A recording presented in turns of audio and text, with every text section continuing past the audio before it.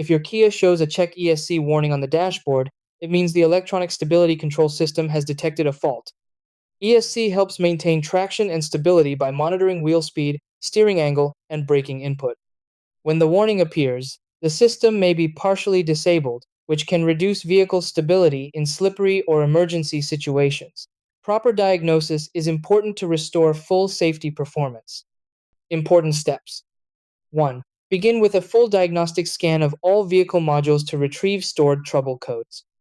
2. Inspect the wheel speed sensors and their wiring, since faulty sensors are the most common cause. 3.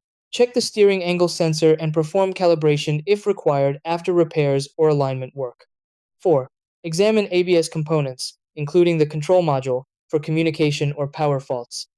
5. Clear the codes and verify proper ESC operation through a test drive. 6. If the warning returns, have a certified technician perform advanced diagnostics and software updates.